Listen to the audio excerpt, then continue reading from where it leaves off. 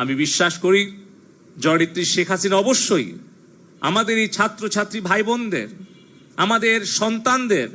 ভবিষ্যৎ বাংলাদেশের কর্ণধারদের তাদের যে যৌক্তিক দাবি, তাদের যে হৃদয়ের কথা, চোখের ভাষা উনি বুঝবেন এবং উনি নিজে দায়িত্ব নিয়ে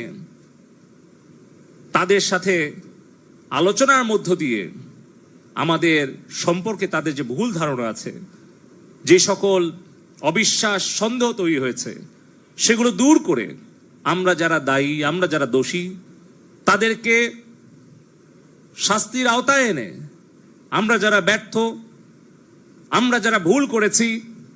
তাদেরকে হয় সংশোধন অথবা বিয়োজন করে বাংলাদেশকে আমাদের ভবিষ্যৎ প্রজন্মের জন্য একটি নিরাপদ, বঙ্গবন্ধুর স্বপ্নের বৈষম্যমুক্ত সোনার বাংলায় পরিণত করবেন। আমি এই আশা ব্যক্ত করে এবং সকলের কাছে আবারও অনুরোধ করি, আমাদের ব্যক্তি পর্যায়ে আমাদের ভুল থাকতে পারে, রাজনৈতিক নেতৃত্ব, আমাদের যারা উপজেলা, জেলা বা যেখানেই থাকুক তাদের ভুল থাকতে পারে, কিন্তু সেই ভুলের শাস্তি যেন আমাদের প্রাণপ্রিয় নেত্রী জননেত্রী শেখ হাসিনা না পান,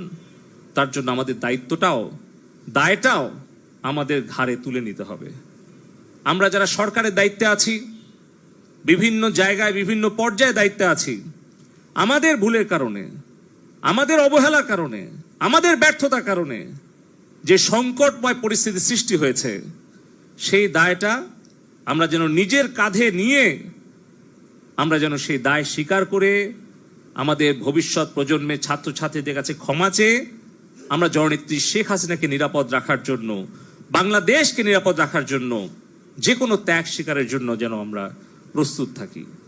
আমি চলন বিলের সন্তান, আমাকে আপনারা 4 বার সংসদে পাঠিয়েছেন, জননেত্রী শেখ হাসিনা আমাকে 3 বার মন্ত্রিসভায় নিয়েছেন, এই চলন বিলের কাদামাটি থেকে আমাকে চলন বিল পর্যন্ত, সিলিকন ভ্যালি পর্যন্ত কাজ করার সুযোগ করে দিয়েছেন। আমার যে দায়, আমার যে ব্যর্থতা, সেটার দায়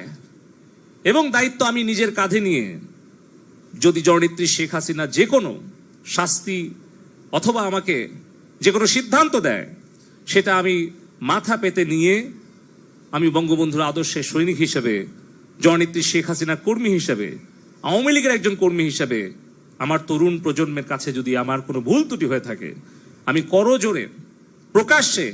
আমি ক্ষমা প্রার্থনা করছি। এবং এই ইন্টারনেট ব্যাহত হওয়া, এই সোশ্যাল মিডিয়ার গুজব প্রতিরোধে ব্যর্থ হওয়া, এই সকল কিছু দায় এবং দায়িত্ব, ব্যর্থতা আমি নিজের কাঁধে তুলে নিচ্ছি এবং যে কোনো সিদ্ধান্ত আমি মেনে নেওয়ার জন্য আবারও প্রতিশ্রুতি আমি সকলের সামনে দিচ্ছি।